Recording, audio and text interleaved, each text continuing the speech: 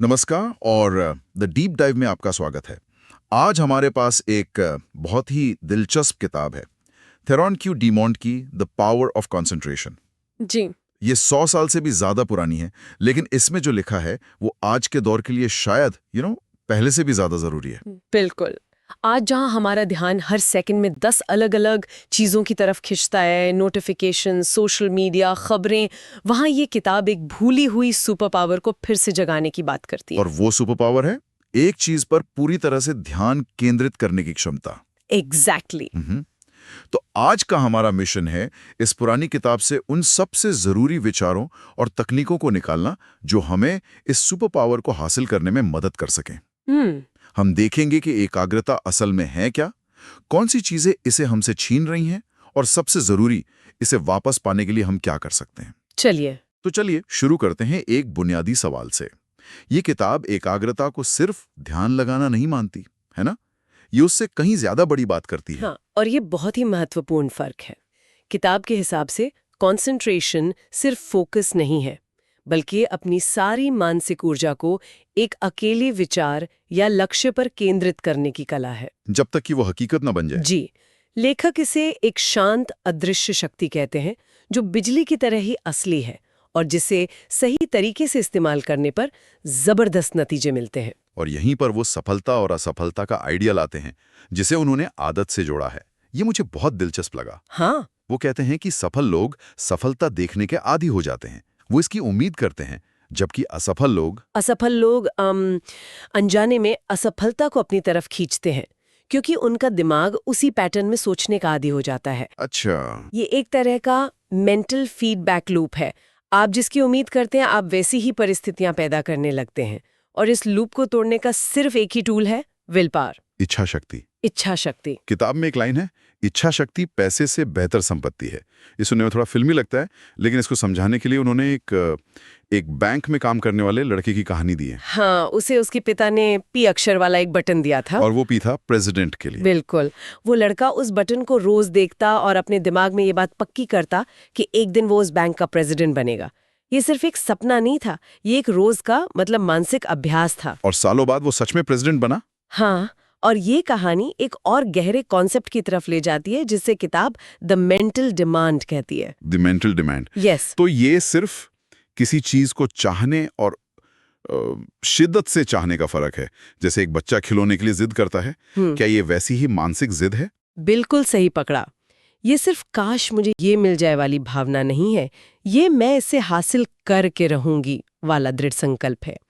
जब आपकी इच्छा इतनी तीव्र हो जाती है कि बाकी सारे फालतू विचार अपने आप दिमाग से बाहर हो जाते हैं, तब आप एक शक्तिशाली मानसिक मांग पैदा करते हैं। और लेखक तो यहाँ तक कहते हैं कि ये ऊर्जा इतनी शक्तिशाली हो सकती है कि आप बिना बोले भी दूसरों तक अपने विचार पहुंचा सकते हैं। हाँ, जो कि एक बहुत बड़ा दावा है। ओके, ये शक्ति सुनने में तो कमाल की लगती है, लेकिन अगर ये इतनी स्वाभाविक है तो हम में से ज्यादातर लोग, मतलब मैं खुद भी, इसमें इतने खराब क्यों हैं?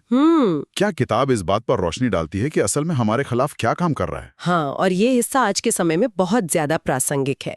किताब एकाग्रता में कमी के 3 मुख्य कारण बताती है। पहला है इच्छा शक्ति की बुनियादी कमी। मतलब कुछ लोगों का दिमाग उस तरह से विकसित ही नहीं होता कि वो एक मजबूत इरादा बना सकें।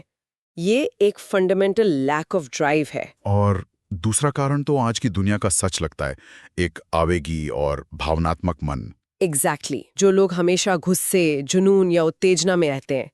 जब आपका दिमाग भावनात्मक रूप से अस्थिर होता है, तो वो एक जगह टिक ही नहीं सकता। सही बात है। लेकिन तीसरा कारण सबसे आम है और सबसे ज्यादा उम्मीद जगाता है, एक अप्रशिक्षित मन। अच्छा। और अच्छी बात यह है कि इसे ट्रेनिंग दी जा सकती है।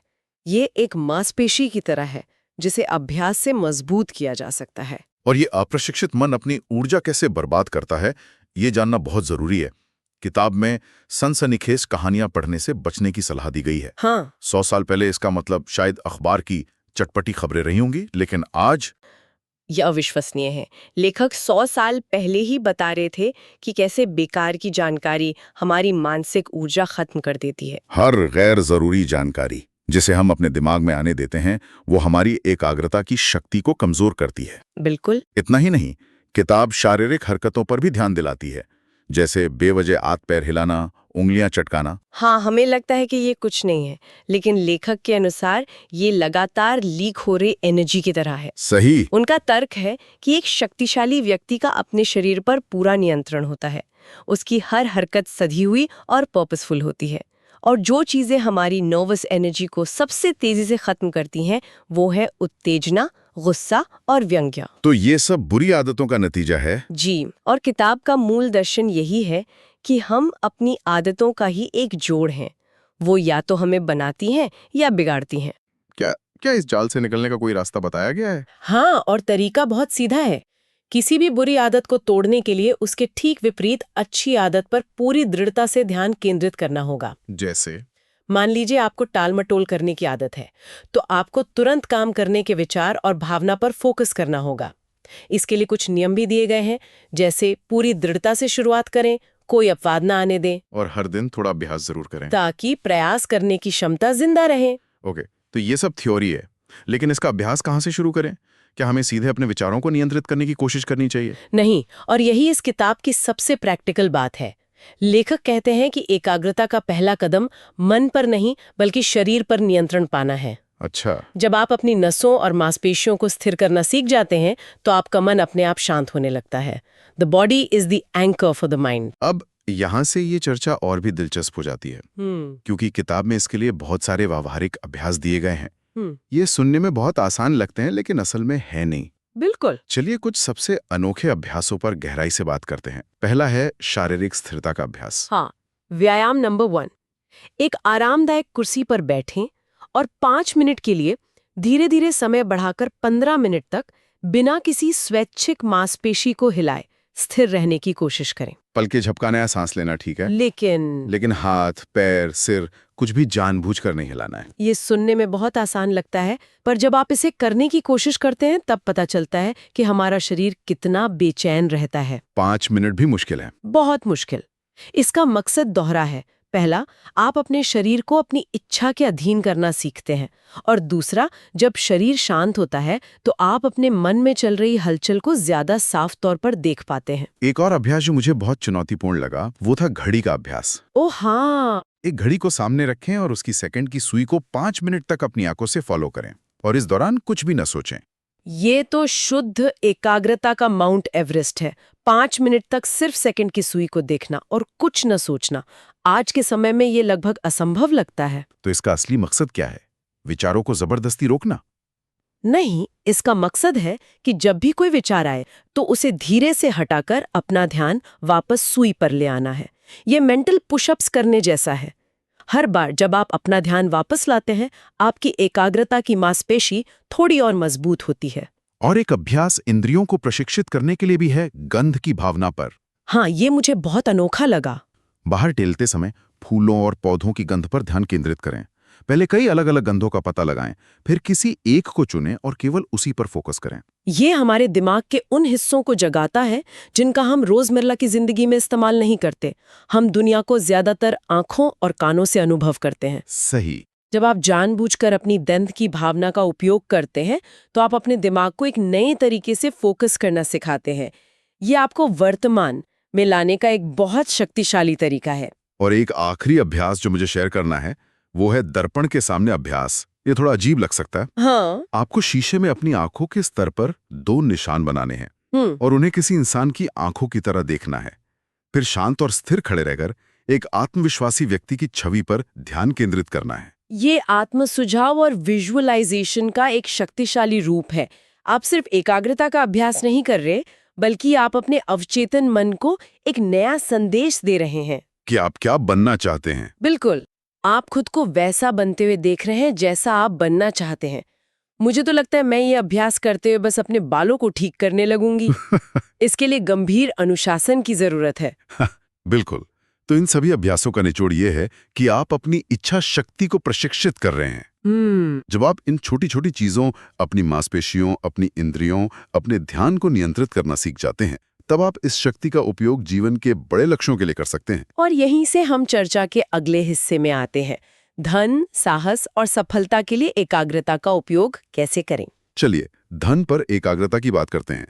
किताब कहती है कि धन प्राप्त करने का पहला कदम खुद को सहायक प्रभावों से घेरना है। अच्छे विचार, अच्छा स्वास्थ्य और सफल सहयोगी। मतलब ये सिर्फ पॉजिटिव सोचने से ज्यादा है। हाँ, ये सिर्फ सोचने से कहीं ज्यादा है ना? हाँ, ये माहौल बनाने के बारे में है। किताब में एक ऐसे लेक्चरर की कहानी है जो समृद्धि पर भाषण देता था, लेकिन खुद 10 साल से लगभग कंगाल था। तो उसकी समस्या ज्ञान की कमी नहीं थी? नहीं, समस्या ये थी कि उसके विचार और उसका माहौल दोनों गरीबी को आकर्षित कर रहे थे। वो बाहर से समृद्धि की बात कर रहा था, पर अंदर से और उसके आसपास गरीबी का माहौल था। तो इसका मतलब है कि सिर्फ सोचना काफी नहीं है। आपका पूरा अस्तित्व, आपके दोस्त, आपकी आदतें, आपका घर, सब कुछ आपके लक्ष्य के अनुरूप होना चाहिए। बिल्कुल, ये एक होलिस्टिक अप्रोच है। अब साहस की बात करते हैं। किताब कहती है साहस मनुष्य की रीढ़ है।